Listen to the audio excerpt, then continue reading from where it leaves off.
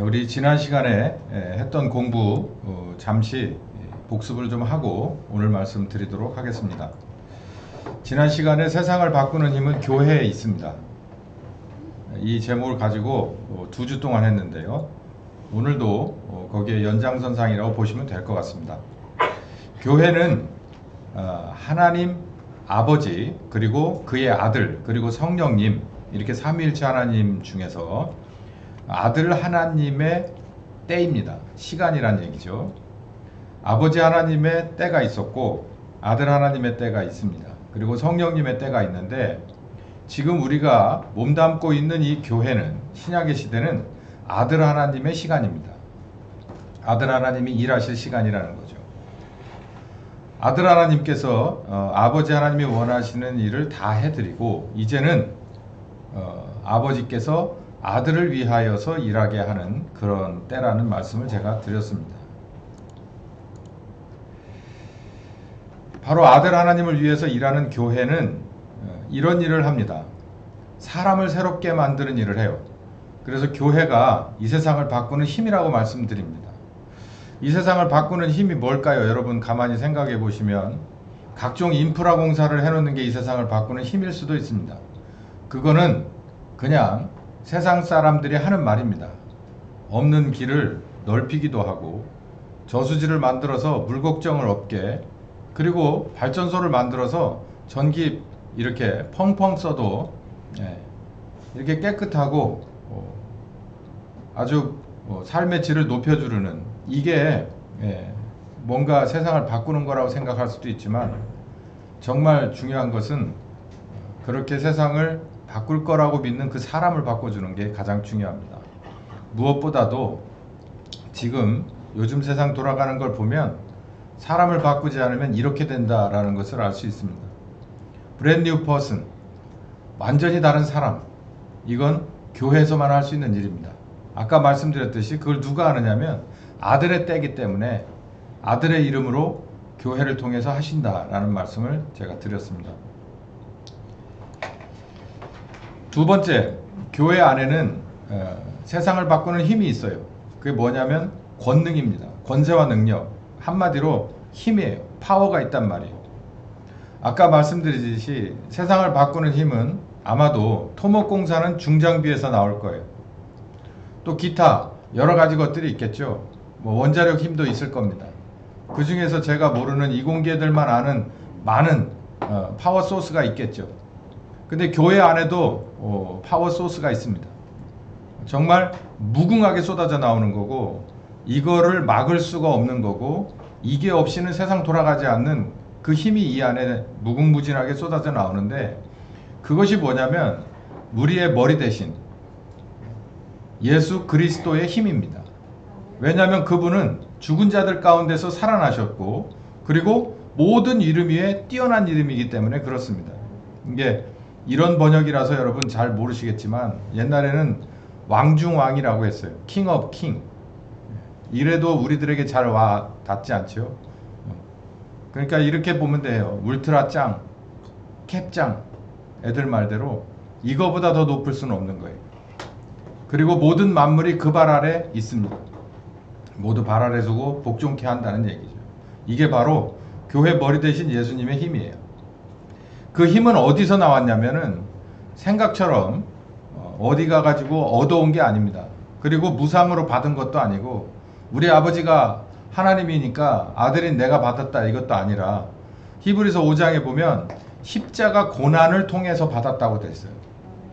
이게 세상과는 전혀 다른 그러나 세상을 리더할 수밖에 없는 교회의 힘입니다. 아들 하나님은 아버지 하나님의 아들이에요. 그러니까 세습할 수 있어요. 모든 걸 다 세습할 수 있어요. 하나님이셔요. 그리고 이 세상을 만든 사실상의 원동력입니다. 그런데도 불구하고 십자가를 졌어요. 왜? 그냥 찐 게 아니에요. 이유가 있기 때문에 그래요. 반드시 이 십자가를 져야만 무엇을 얻게 되느냐면 바로 영원한 구원의 근원이 된다는 거예요. 제가 아까 말씀드렸죠. 무궁하게 솟아나는 그 뭔가 힘의 원천이 이 안에 들어있다고. 그게 바로 예수께서 우리에게 계시기 때문에 그렇다는 거예요. 그 예수님은 이 힘을 어디서, 이 무궁한 생명의 능력을 어디서 얻어왔냐면은 바로 아들 하나님임에도 불구하고 십자가 고난을 뭐해서 순종해서 자기가 아들인 것을 증명했다는 거예요. 이거 되게 중요한 겁니다. 이 말씀을 제가 집중적으로 드렸고, 히브리서에서는 이런 제사장을 멜기세덱이다 라고 그래요. 옛날 용어로는 멜기세덱 반차라고 그러는데 이걸 우리말로 바꾸면은 등급입니다. 등급. 그러니까 우리가 뭐 저희 가서 한우를 살려면 트리플 A 뭐 이렇게 하잖아요. 그것처럼 제사장에도 등급이 있어요. 등급.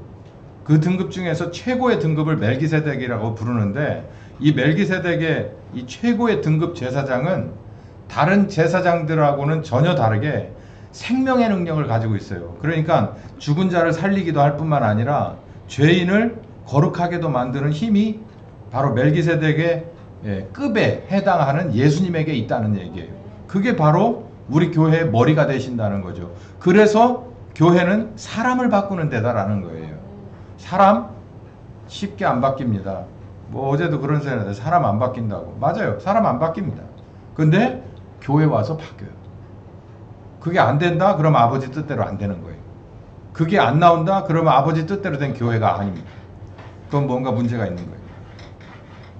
히브리서 9장에 또 이렇게 말하죠. 사람을 바꾸는 것은 뭘 말하느냐? 구체적으로 양심을 바꾼다는 거예요. 양심. 저 사람은 도대체 생각이 있나? 요즘 정치하는 사람들은 양심이 없는 것 같아요. 요즘 법조인들은 법을 얼마나 공부를 했걸래 저렇게 법을 해석할 수 있을까? 문제는 양심이에요. 우리는 법에 대해서 모릅니다. 그냥 도로교통법 조금 알아요. 그리고 우리가 가지고 있는 건 모두 양심을 가지고 있어요. 그런데 저 사람들이 법 적용하는 건 틀렸다는 걸 알아요. 왜요? 우리 모두가 가지고 있는 공통 양심이 그걸 거짓이라고 말하고 위선이라고 보기 때문에 그래요. 그걸 우린 상식이라고 말하죠.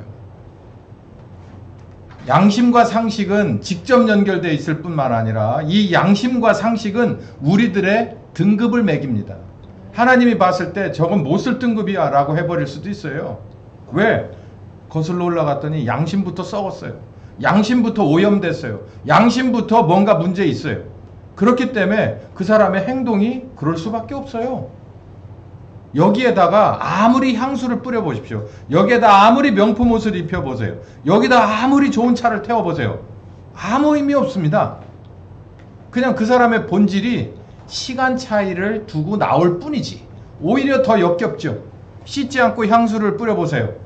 이 사람이 무슨 향수를 썼나? 그러고 가까이 가봤더니 이건 전혀 새로운 브랜드야. 알고 봤더니 땀내 플러스 뭐 이렇게 되는 거예요. 그러면 그러잖아요. 야, 좀 씻고 그거나 뿌려라. 차도 마찬가지예요. 이 앞에다 주차하면서 제가 늘 말씀드렸죠. 오늘 처음이에요. 몰랐어요? 있나? 오늘 처음이에요. 저는 그 차가 좋게 안 보입니다. 그 사람의 인격 자체가 그 차하고 비례하지 않아요. 사람을 바꾼다는 거예요. 교회는 힘이 있습니다. 어떤 힘이 있느냐면 그 어마어마한 힘을 가진 그 머리에 순종하는 몸이 있어요. 제가 말씀드린 대로 머리에 순종하지 못하는 몸을 가진 사람을 우리는 뭔가 문제에 있어서 병원에 가야 된다고 얘기를 해요. 뇌성마비라고 하죠. 세상에서 쉽게 적응하기 어렵습니다. 말씀으로 보면 그건 하나님이 원하는 교회가 아니에요. 우리들의 머리 대신 예수님이 멜기세덱의 급이면 우리도 그 급에 맞는 몸이어야 해요. 어떻게 우리가 그 몸인 것을 증명하느냐? 순종입니다. 하나님의 일 앞에, 하나님의 말씀 앞에 내가 나를 부인하는 거예요. 내 뜻을 미루는 거예요. 그거 못하면 우린 뇌성마비 교회인 겁니다. 뇌에서 신호를 받지 못하는 몸이에요. 그거 어디다가 씁니까? 그러지 말아야 되는데 계속 떨고 서 있어요. 그러지 말아야 되는데 계속해서 뭔가 다른 짓을 해요. 그거 어떻게 어디다가 그 일을 맡겨요? 무슨 일을 맡겨요? 사람 살리는 일을 어떻게 맡겨요? 교회에서 하는 일은 사람을 살리고 사람을 바꾸는 일이에요. 빛과 소금이 딴 게 아닙니다. 사람을 바꾸는 거예요. 사람을 바꾸는 일.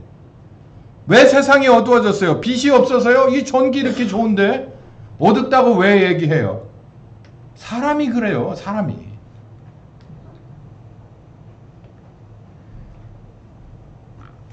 이 어마어마한 힘을 가진 머리 대신 예수 그리스도의 몸은 두 번째로 제자의 요건을 충족한 몸입니다. 어떤 몸이냐면 우선순위를 똑바로 가릴 줄 아는 거예요.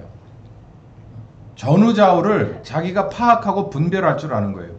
이 어마어마한 힘 대신 이 파워를 가진 우리 교회의 머리가 하나님의 걸어가신 사역, 즉 사람을 바꾸는 일을 하겠다는데 잠깐만요. 나 밥 좀 먹고 와서.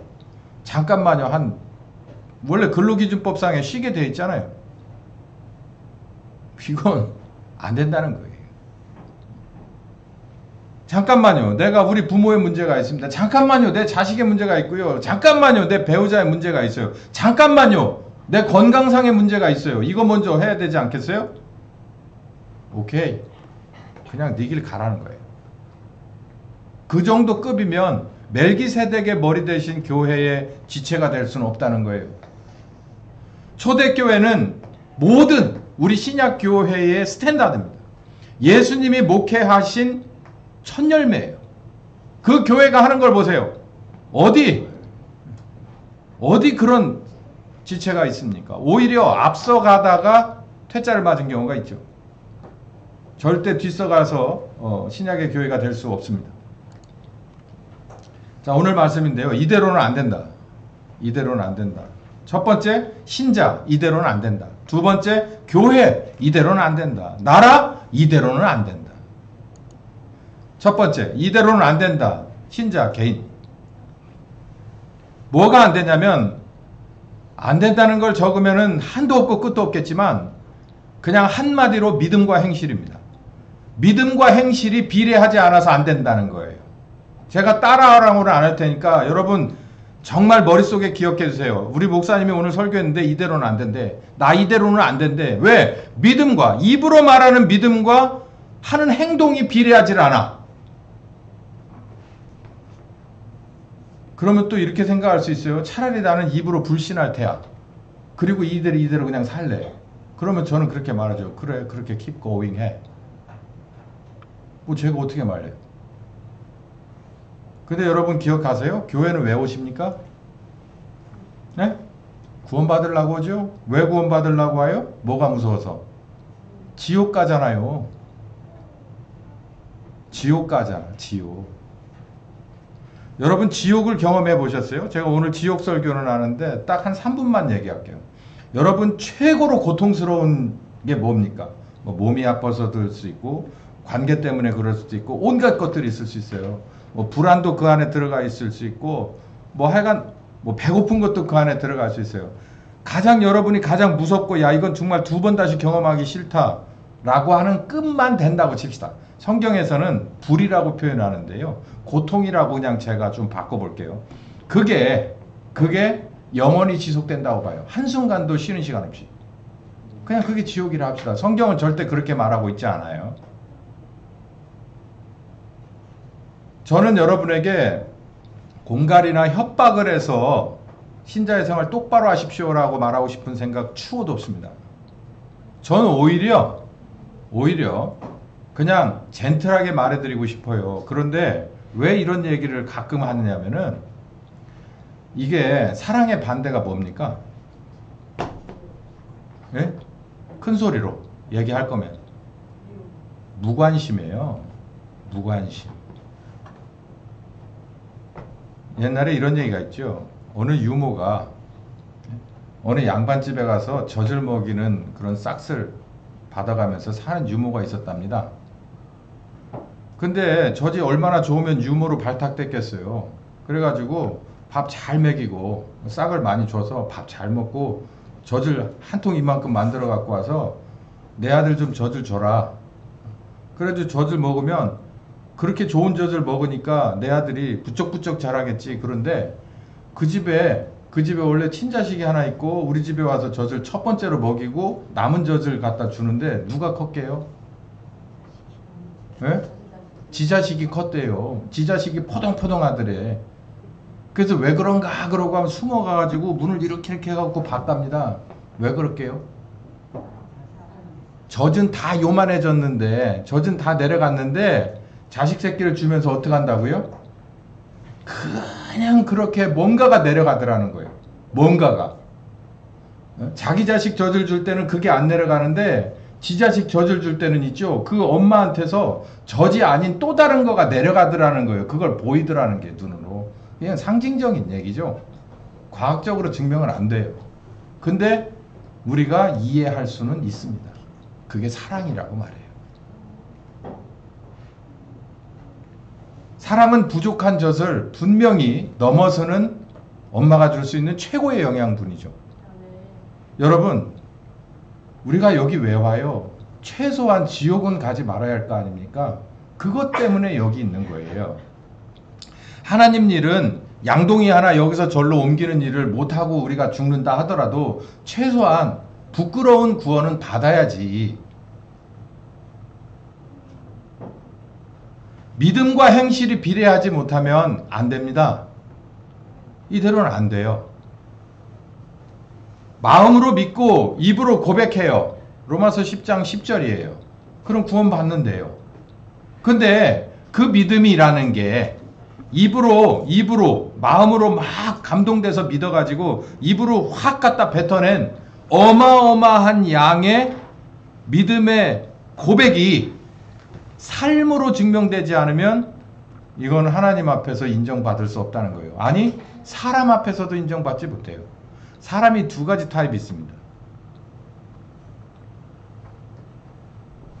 입으로는 화려한데 진짜로는 뭐 아무것도 갖다 주는 게 없어. 되겠어요? 한두 달은 되겠지. 한두 달은. 근데 세 번째 달부터는 굿샤되게 날라오겠죠. 마찬가지예요. 하나님 앞에도. 하나님은 속을 봅니다. 얘가 지금 이 고백이 사실이구나. 오케이. 그러면 이 고백에 맞게 예수님처럼 뭐 해야 돼요? 순종해야 돼요. 증명해내야 돼요. 내가 아들인 것을 증명해야 돼요. 내가 부모님 사랑합니다. 네, 참, 여러분 사랑합니다. 사랑합니다. 다 좋아. 근데 사랑합니다가 몸으로 되지 않으면 안 됩니다. 바로 이 말씀을 제가 드리는 거예요. 야고보서 2장 14절부터 17절에 이런 말이 있어요. 야고보가 뭐라고 쓰냐면 형제들한테 말로만 하는 그런 선행은 의미가 없어 라고 말해요. 그거 너무나도 쉬운 얘기입니다. 그러면서 뭐라고 그러냐면 행함이 없는 믿음은 그 자체가 죽은 것이야. 여기 뭐 굳이 읽어볼 필요가 있겠습니까? 형제 보고 야 그래도 가난해서 어떻게, 배고파서 어떻게, 못 입어서 어떻게, 그래서 어떻게 라고만 얘기해주면 그 뒤가 없으면 아무 소용없는 얘기예요. 이건 부도수표요. 아무 의미가 없어. 차라리 말하지 마 얘기예요. 모르는 척해. 행동이 중요하다는 얘기입니다. 누가복음 3장 7절부터 14절에 침례 요한이 회개를 강조하는 설교를 했어요. 그랬을 때 많은 사람들이 요한에게 와서 침례를 받으러 무리가 나왔습니다. 그 사람들을 호되게 꾸짖으면서 뭐라 그러냐면 니들이 내 말을 듣고 나왔으면 회개에 합당한 열매를 맺으라고 얘기해요. 왜 이 얘기를 했냐면 이게 바로 중요합니다. 읽어봅시다. 시작. 이미 도끼가 나무 뿌리에 놓였으니. 이 말이 뭡니까? 열매 맺지 않는 나무는 찍어버리려고. 도끼 딱 갖다 놓고 열매를 보겠다는 거예요. 뭘 안 보고. 입으로 하는 회개 하나님 뭐 별로예요. 너 그거 했어? 오케이. 그러면 진짜 열매가 있냐? 바뀐 게 있냐? 이걸 보는 거예요. 그러니까 시작을 했으면 끝을 보겠다는 말이에요. 네가 회개를 입으로 시작했으면 행동으로 딱 나오라는 거예요. 이를테면 그러니까 또 물어봐요. 우리는 어떻게 하면 좋을까요? 그래서 세리가 물어보고 군병이 물어봅니다. 둘 다 똑같아요. 똑같아. 네가 꼭 받아야 될 세금 이외로 더 추가해서 받지 마. 네가 강포하지 마. 월급 받았으면 그걸로 족한 줄 알고 가서 협박하고 포악스럽게 뺏어가지 마. 이 얘기예요. 여러분 이거 지금도 마찬가지입니다. 이거 지금도. 어느 업종이나 이게 다 맞아요.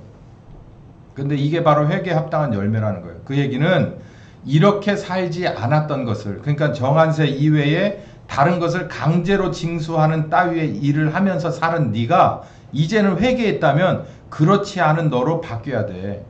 삭개오도 여기에 들어가는 사람이죠. 그 보세요. 믿음이라는 걸 워낙에 좋아하고 우리는 개신교예요. 그렇기 때문에 믿음이 뭐든지 처음부터 끝이고 최고라고 생각해요. 최고가 맞아요. 근데 믿음을 잘 해석해야 돼요. 내가 이거 잘못됐구나라고 아는 거 좋습니다. 그 돈 안 들어요. 마음이 홀랑 뒤집어지는 거 순간이에요. 그런데 네 행동을 바꾸는 건, 네가 깨달은 만큼 행동을 바꾸는 건 하루 이틀에 되는 게 아닙니다. 한 번, 두 번으로 점수를 얻는 것이 아니에요.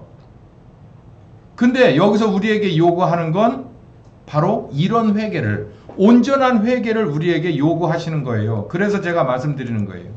믿음과 행실, 이래서는 안 된다. 우리에게 가장 중요한 얘기예요. 마태복음 7장 21절에서 27절까지 이런 말씀이 있어요.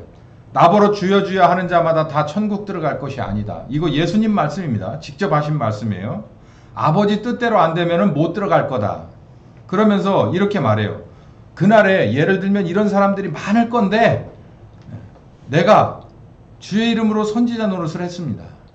선지자는요, 보통 사람보다 훨씬 많이 알고 미리 볼 줄 아는 사람을 선지자라고 그래요. 그러니까 하나님 편에 굉장히 가까운 사람이죠. 귀신을 쫓아내요. 이거 평범한 사람은 아니겠네요. 그리고 많은 권능을 행했네. 이것도 평범한 사람은 아니에요. 평범한 사역자, 평범한 신자 절대 아니죠. 이런 사람들인데도 많은 사람들이 아버지 뜻대로 되지 않아서 이렇게 명명된다는 거예요. 불법자라고. 불법자. 그 우리 요즘 그렇게 말하죠. 범인. 범인. 여기서 말하는 아버지의 뜻이 뭡니까? 24절로 넘어가면 바로 나오는데 읽어봅시다. 시작. 그러므로 누구든지 나의 이 말을 듣고 행하는 자는 그 집을 반석 위에 지은 지혜로운 사람과 같다. 비가 내리고 창수가 나고 바람이 불어 점점점점점. 이 말은 반드시 우리가 믿음을 고백했으면, 내 마음으로 믿고 입으로 고백했으면은 거기에 합당한 뭐가 오느냐면 시험이, 시련이 닥쳐온다는 얘기예요. 이게 문제입니다. 이게 내 인생에 있어서 내 이 믿음을 증명할 만한 이유가 전혀 없다면 하나님 앞에 가서 내가 고집을 피울 수 있어요. 아니, 내가 입으로 고백한 대로 내 믿음이 그랬다니까요 라고 고집할 수 있지만, 여기 뭐라고 하냐면 내가 잘못된 것을 알고 바꿔야지라고 마음먹고 입으로 뱉은 말은 그 다음에 곧바로 내게 무엇으로 다가온다는 거예요? 시험 문제로 다가온다는 거예요. 여기 아까 세리 한번 예를 만들어 볼까요? 내가 본봉이, 연봉, 그냥 본봉이, 정해져 있는 연봉이 1억 2천이라고 봅시다. 그런데 총 내가 마누라한테다가 찍어주는 돈은 12억이에요. 그러면 본봉보다 내가 얼마를 더 가져가는 거예요? 뭐 여러분 상상에 맡겨봅시다. 그러다가 내가 어느 날 갑자기 예수님을 만나서 홀랑 바뀌어가지고 나 이렇게 살면 지옥 가겠구나. 아, 내가 이거 이러면 안 되겠어. 나 완전히 바꿔야지. 그러고서 그 다음에 연봉을 찍어 보내줬는데 와이프 통장에 얼마가 들어가 있냐면 1억 2천이 들어가 있어요. 그러면 어떻게 될까요? 그지? 어떻게 될까요? 와닿지 않으세요? 뭐 억 단위 연봉 얘기하니까 뭐 넘나라 얘기가, 저 강남 사는 사람들 얘기 같은가? 한 1200만 원이라면 너무 적잖아. 몇 배가 줄어들었어요? 10% 갖고 어떻게 살아요? 10% 갖고. 씀씀이가 어마어마해졌는데. 그 시험이 바로 눈앞에 있다는 거예요. 여기 보면 이 말을 듣고 행하는 사람이 그 집을 반석 위에 진다. 그러니까 내가 이게 잘못됐어. 이거 진짜 하나님 은혜 받았어. 내가 이거 이러다가는 몰랐으면 어떡할 뻔했어. 이거 정말 지옥가. 이게 사람도 아니고 하나님 앞에 가면 죄인으로 정죄받고 영원한 형벌 속에서 나올 수가 없겠지 라고 정말 진심으로, 이것도 은혜입니다. 아버지 하나님이 주는 은혜예요. 그냥 이건 논리가 아니고 그냥 마음의 감동이 아니에요. 이거 정말 와 진짜 그렇구나 엉엉 울고 막 정말 고민하고 감사하고 하면서 현실에 딱 들어갔어요. 들어갔는데 점점 월급 찍어주는 양이 적어지다가 나중에 쭉 보니까는 9배가 줄어들었어. 10%밖에 없어. 그럼 그걸 감수할 수 어떻게 해요? 있어야 됩니다. 있어야. 이거 제 얘기가 아니고 이 말씀이 그렇잖아요. 누구든지 나의 이 말을 듣고 그대로 행동에 옮겨야 된다는 거예요. 근데 여러분 내가 9배 연봉이 줄어들면 도대체 한 달에 내 씀씀이를 얼마나 줄여야 됩니까? 고통이죠. 근데 가만히 생각해 보세요. 그게 내 돈이에요? 정당한 내 돈이 맞아요? 아니잖아요. 그런데도 불구하고 내게 뭐가 있어요? 내가 씀씀이를 줄이려니까 내 팔 한 짝을 자르는 것 같아. 내 다리를 한 짝 자르는 것 같아. 좋은 차를 급을 내려서 그냥 모닝 타야 돼. 네? 애들한테도 명품이 싹 아니라 2월 상품 찾으러 돌아다니고 인터넷에 쿠팡 찾아다녀야 돼. 그러니 얼마나 자괴감이 들겠어요. 이거 한 번에 9배가 연봉이 확 줄어들었는데. 그러니까 사람들이 중간에 어떻게 해요? 그러니까 믿음과 행동이 일치가 하지 않아요. 안 된다는 거예요. 행동으로 증명하지 못하는 믿음은 결국 성경에 이렇게 돼 있어요. 예수님의 가장 측근들의 제자들이 은 30에 예수님을 팔았어요. 물론 은 30이 자기가 정말 갖고 싶어서 가룟 유다가 판 게 아닙니다. 거기에는 뭔가 들어가 있는 뜻이 더 있어요. 그러나 은 30이라는 것을 절대로 그냥 쉽게 볼 일은 아닙니다. 왜냐하면 가룟 유다는 재무였어요. 재무. 예수님 제자들의 재무였다고. 그러니까 항상 돈이 어떻게 들어와서 어떻게 나가고 규모가 어떤지를 다 알고 있는 사람이에요. 그러니까 맨 마지막에 예수님을 뭐에 팔아버렸냐면 은으로 바꿔버렸어요. 은으로. 돈으로 바꿔버렸다고. 돈으로. 여러분 우리들이 내 주님이라고 말하고 이거 뭐 나의 구세주라고 말하고 하는 분을 은으로 바꿔 되겠습니까? 다시 아까 2025년에 삭개오로 돌아가 봅시다. 연봉이 9배가 줄었어요. 그래가지고 고통받다가 교회 가서는 그냥 그런 척 기도하고 그렇다고 하고 내 삶에서는 여전히 또 하지 말아야 될 때 손대고 이상한 데 가서 다시 내 연봉을 슬그머니 올려놔. 한 5배 정도 올려놓을까? 9배는 좀 그렇잖아. 그러니까 한 5배 정도 해놓고 스스로 자위해. 이 정도 많이 변했지 뭐. 은 30에 파는 거예요. 차라리 이 사람이 몰랐으면 돼요. 몰랐으면. 아버지 하나님의 은혜로 자기의 죄를 깨닫지 못했다면 깨닫지 못했다고 하니까 그냥 그렇다고 쳐요. 근데 알고 나서 그리고 고백하고 그렇게 하기로 약속하고 나서 자기가 결국 가다가 슬그머니 원위치가 된다? 이 은 30에 파는 거예요. 예수님을 3차례 부인하는 거예요. 위급한 상황이 되니까 부인하는 거예요. 이거 나한테 엄청 손해가 될 것 같으니까 부인해. 이게 뭐냐면 요즘으로 말하면은 이번만 딱 한 번인데요. 오늘 처음인데요. 이렇게 되는 거예요. 3차례 완벽하게 부인했어요. 한 번이 2번 되고 2번이 3번 되면 자동입니다. 자동. 그리고 뭐가 되냐? 관행이 되죠. 관행. 그러면서 법 앞에서 가서도 그래요. 이건 우리들의 관행입니다. 판사는 혹시 요즘 세상의 판사는 얼마나 이렇게 잘 늘어지거든. 예? 늘어지고 거기다 약을 칠 수도 있고 하니까 상관없지만 최소한 어디 가서는 안 될 거냐면 하나님 앞에 가서는 절대 안 됩니다. 뭐 들고 갈 생각 하지 마세요. 3번째, 예수님을 사지에 두고 도망가요. 이거 엄청 비겁한 일이에요. 이따가 나오겠지만 성령께서 우리와 함께 가셔요. 그러니까 하나님이 우리와 함께 다닌다고. 이제 2인 1조 세트가 됐어요. 내가 거듭난 사람은 2인 1조 세트가 됐는데 이제 내가 진짜 예수 믿는 사람으로 바뀌었다는 것을 그 면모를 아주 확실하게 보여줄 수 있는 그 상황에서 내가 성령님만 그 자리에다 두고 확 하고 나와버리는 거예요. 아무래도 안 되겠다. 나 이거 내 삶을 너무나도 위축시키고 뭐 이랬다가는 우리 가족은 어떻게 먹고 살고 안 되겠다. 여기다 놓고 휙 하고 나와버려. 성령님만 거기다 두고 휙 하고 나와버리는 거예요. 예를 들자면 그런 거예요. 세상 사람들 앞에서 나를 부인하면 나도 아버지 앞에 가서 너를 부인할 거다라고 얘기한 거하고 똑같은 거예요. 여기에서 나는 예수 믿는 사람의 면모를 확실히 보여줘야 하는데, 혹시 이 동영상을 또 그 사람이 볼 줄 모르겠는데, 제가 어찌저찌에다가 장로 하나를 만났습니다. 막 은혜 받고 막 어쩌고저쩌고 칭찬해줘요. 같이 밥을 먹는데 4시에 앉아서 밥을 상에서 밥을 먹는데 옆에 있던 사람이 술잔을 권하는 거예요. 그래서 저는 술을 안 받는다. 받으시라고 그러더라고요. 전 받지도 않겠습니다. 그랬어요. 그랬더니 옆에 장로라는 사람한테 술잔을 주더니 어이 받아 술 그러니까는 그런 상황 아시죠?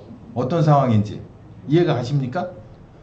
제가 기가 막히고 코가 막혀서 내가 여기서 밥을 먹어야 되나, 밥을 다 먹고 그랬습니다. 제 마음 뚫 곳이 없어 일어나 가겠습니다. 그 장로 눈 쳐다보고. 장로 하지 말아요. 아니 제가 술을 마시고 안 마시고의 문제가 아닙니다. 그 상황이 그렇잖아요. 응? 면박을 준 거잖아.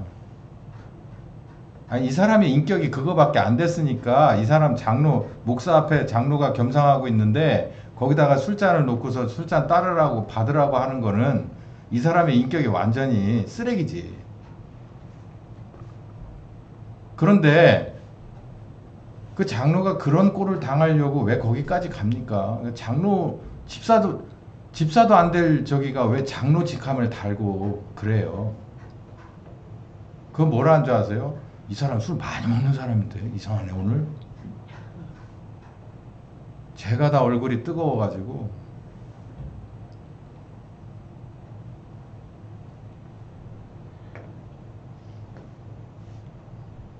예수님을 사지에 두고 도망가는 거예요. 이게 얼마나 비겁한 짓입니까? 이 베드로가 얼마나 비겁한 짓 때문에요. 평생을 가슴 아파했어요. 그래서 마지막에 거꾸로 십자가를 지고 갔습니다. 절대로 떠날 수가 없었어요. 그런데 거꾸로라도 지고 가겠다. 행동으로 증명하지 못하는 믿음은 결국 이런 아주 난감하다 못해서 세상 사람들한테 밟혀버리는 꼴이 됩니다. 절대로 여러분 간단하게 생각하지 마세요. 이대로 안 됩니다.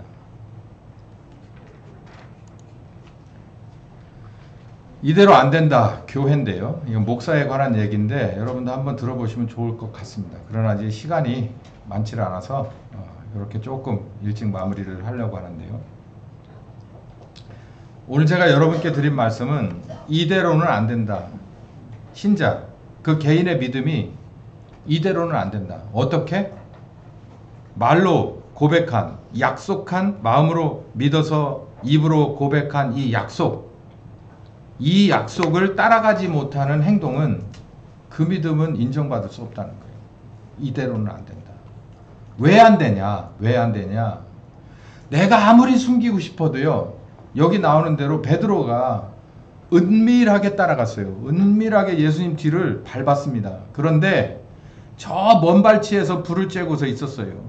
그런데 와가지고 계집종 하나가 와가지고서 여기 보래요. 여기 베드로래요. 베드로가 누군지 알아요? 그러면서 막 거기서 소리를 지르니까 베드로가 어떻게 할 수가 없어요. 당황해서 많은 사람들이 주목해서 뭐? 예수님의 제자가 여기 있다고? 어떤 놈이야? 그러고서 막 다 쳐다보는 이 꼴을 상상을 해보세요. 여러분 마찬가지입니다. 제가 목사라고 해서도 뭐 틀릴 거 하나도 없고요. 여러분 집사고 신자라고 해서 틀릴 게 하나도 없어요. 사탄이 그런 자리를 딱 만든다니까. 그때 나는 어떻게 할 거냐는 거예요. 여러분이 실무자로서 일을 할 때 관행이야. 야, 내가 이만큼 집어왔으니까 너도 하나 먹고 나도 하나 먹자. 우리 다 이렇게 공범이다. 그냥 이렇게 넘어가는 상황에 여러분은 어떻게 하실 겁니까? 애초부터 발을 딛지 말아야 돼요. 아니면 중간에라도 발을 빼야 됩니다. 고통스럽겠죠. 많은 사람들한테 지적도 받겠죠. 따돌림도 받을 수 있습니다. 사람에게 따돌림을 받으세요. 하나님에게 따돌림 받기 전에 하나님에게 따돌림을 받으면 어떻게 될 거라고 생각하십니까? 하나님의 따돌림을 받으면 영원한 거고, 이 세상에서 따돌림을 받아봐야 직장을 차라리 바꿔버리고 새로 시작하는 게 빠릅니다. 고칠 수는 있지만 저기서는 고칠 수가 없어요. 그걸 말씀하는 거예요. 삭개오가 그랬어요. 고치겠습니다. 예수님이 그랬어요. 그 마음을 보니 정말 고치겠구나. 네 삶이 파산해도 고치겠구나. 구원이 오늘 이 집에 임하였도다. 할렐루야. 네. 교회는 힘이 있습니다. 순종하는 신자가 있기 때문에 힘이 있어요. 그 순종하는 신자들을 리더하시는, 생명의 근원 되시는, 세상을 바꾸고다 말을, 그리고 세상의 모든 권세 위에 권세이시고 이 세상의 모든 것을 발 아래 깔아버리시는 예수님이 함께 거룩한 사역을 하시기 때문에 교회는 권능을 가지고 있습니다. 세상을 바꾸는 힘이 교회에 있습니다. 하나님 편에서 성령님이 바꿀 건 하나도 없고 우리가 바꿔야 될 게 있어요.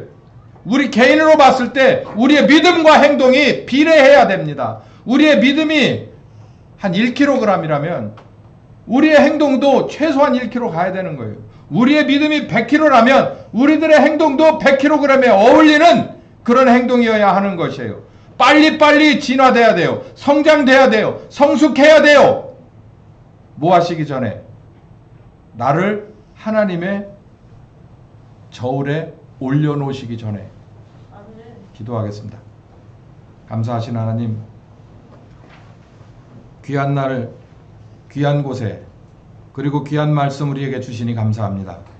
이 말씀 우리가 모두 듣고 귀담아 들어서 이 말씀이 우리에게 주신 이유와 목적과 의미와 그리고 영광이 드러나기를 간절히 바라고 원합니다.